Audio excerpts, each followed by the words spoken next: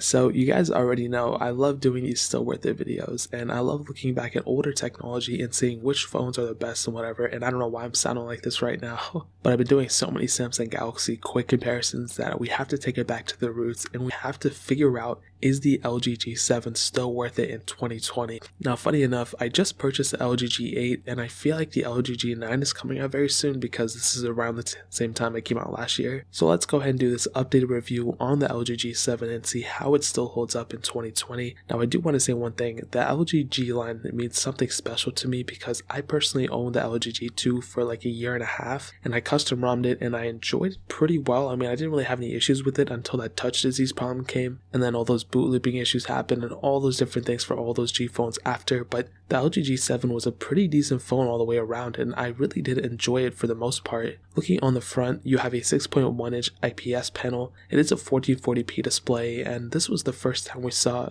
LG use a notch on their display for their LG G line, and you can see that for the most part it still holds up quite well. You know, this is the type of format we have on pretty much every single other phone that's been out so far, so really not much has changed except, you know, for the Galaxy S20 lineup and even the S10s and all those different phones. Like, the bezels have gotten so much smaller, and even the G8 that had a notch on it, I wonder what the G9 is going to look like. But there's just so much, like, there's no hype for these phones anymore, which is so sad, and that's why the depreciation went down too. I mean, when this thing retailed, what was it retailing for? Like $899, $999, around that price tag. Now these things are selling for about $138 on Amazon, and this thing just came out in 2018. Like, it's not even that old, so it's pretty crazy that happened. And if you want to pick an LG G7 up on Amazon for that $138, I'll go and leave that link down. It'll be the first link down in the description. You can get it from there and help support the channel at the same time. This thing does have USB Type-C, which is really cool. On the back, you can see we have a dual camera setup with that fingerprint sensor, and I really do like that. And as I've stated before, as long as you about have like a dual camera setup in 2020, you'll be set. Like, you won't be like that behind in future updates and stuff, so I think you'll be set in terms of that. In terms of the way it feels in the hand, you know, it does still feel pretty premium because it does have that glass back, which is really nice. That glass back really did help it out quite a bit, and this thing does have a micro SD card slot, which is really awesome. I love seeing that in phones, and the more phones that bring SD cards are awesome. I thought the S20 was going to get rid of the micro SD card slot, but thank God Samsung didn't do that. They pulled a really good move by allowing us to keep that in that phone. This phone also has IP68 dust and water resistance, so you can go up to 1.5 meters of water for 30 minutes, and that's a super awesome thing that even if you look at the newer phones, they all still have IP68 dust and water resistance. So even though this phone is 2 years old, it's still kind of maintaining itself in terms of the hardware, which is really nice. And anytime we get phones that can handle themselves in terms of the hardware and everything, that really does mean a lot in the long run. So that really pretty much covers it up in terms of the hardware. I'm talking about the software. This thing was released with Android Oreo, so 8.0. You are able to upgrade it to Android 9.0 on Pi, and I think it's probably going to get like another software update on top of that, but I'm not really like 100% too certain. It's like 50-50 as of this point. If I had to say it, I would probably see it like, yeah, it's probably going to get Android Q, and maybe there's already been an update or announcement by LG by the time you're watching this. Like, maybe they already said they were going to update it, but as far as I know, I haven't been able to find anything. But at the same time, because the hardware is so capable and the price tag is so low, I would almost kind of recommend buying it and then just custom ROMing it and going from there. I mean, I'm sure there's custom ROMs out for this thing, so even though stock software support is a little iffy, even when I owned my LG G2, that thing was already outdated by the time I bought it, and it was only like a year or two old at that point. With the Android phones, especially these ones, the software updates are one of the biggest problems, and with LG, I don't really think they fixed it, and that's one of the biggest problems with LG is the software. If they just went and focused on the software, I'm sure they would sell more phones. As I've stated before, you know, there's a lot of phone manufacturers out there that put skins on their phones and everything, and you don't really hear about them. However, the really major ones that keep mostly stock Android, like the Pixel line or even the OnePlus line, even One UI, even though that's kind of like, it's definitely a step in the right direction with One UI. It's still not perfect, but they at least got some things right. So LG just needs to fix their software, make it more minimalistic. Hopefully they can bring back their like Nexus 4, Nexus 5 UI. That'd be really cool. But regardless, it is what it is, and in terms of software, that pretty much covers it. Now, hitting on the performance, this thing has a Qualcomm Snapdragon 845 chipset, an octa-core CPU, an Adreno 630 GPU, and there were two different models of the LG G7, the 64GB model and the 128GB model. That base model, the 64GB model, has 4GB of RAM. That top tier model has 6GB of RAM. In my specific model, I did have the 4GB of RAM option. Now, in that base model, it really wasn't that bad of a performing device. It was actually pretty fast. Really, whatever I did with it, it handled it perfectly fine. Whenever I opened apps, closed apps, whatever, like, it was there for the most part when I needed it.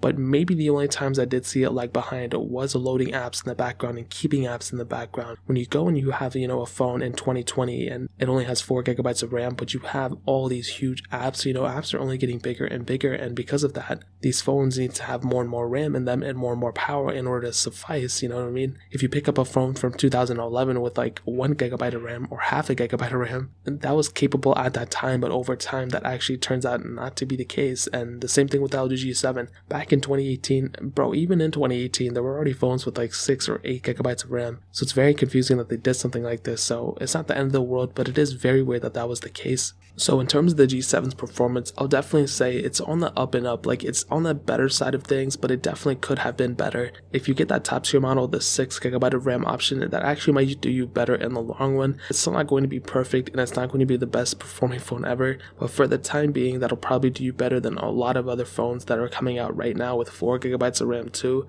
And if you're going to spend $138 on it, I mean, if you're getting it from Amazon, that's really not that big of a price tag. I've seen a ton of phones from Best Buy and all these other phone manufacturers that are like $200, $300, and those are supposed to be budget phones, but they're really not quite budget like. They're very, very weird. They might have like a cool thing going for them, but in terms of the internals, like, they're really not that good if I'm being honest. So the G7, I think performance wise is in the middle. It's fast, it's not that smooth, and in terms of the RAM management, it definitely needs a lot of work. And in 2020, like, I just don't know how much longer this phone can last based on the circumstances that we have on it currently. So I think that really pretty much covers it up there.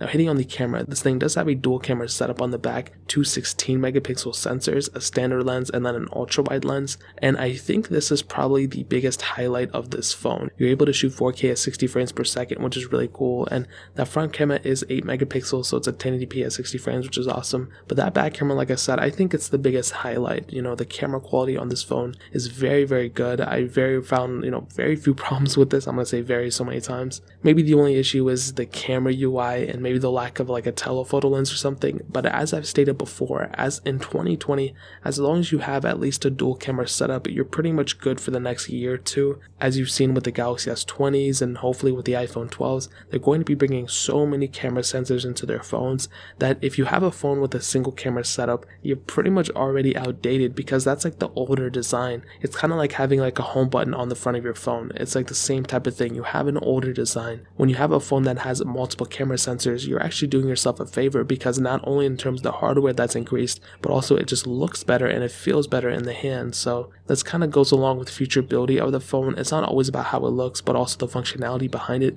And for this camera to even have two camera sensors, that's really cool, and I really do like that. So in terms of the camera, I definitely give this one a thumbs up. Now, ending it off with the battery life, this thing does have a 3000 mAh battery, and this is probably the most average thing about this phone. It's very, it's not like amazing battery life, but it's also not a horrible battery life. As we've seen with so many phones coming out now, they've increased their battery lives quite a bit, including their battery sizes. So this phone is kind of in the middle in terms of the battery life, and also it's been out for a couple years, 2 years at that, so it's probably going to be down in the degradation battery. So the battery's probably degraded a little bit. Not a big deal, but it is what it is. So I can definitely tell you in terms of the battery life, I'll say it's good enough for the time being.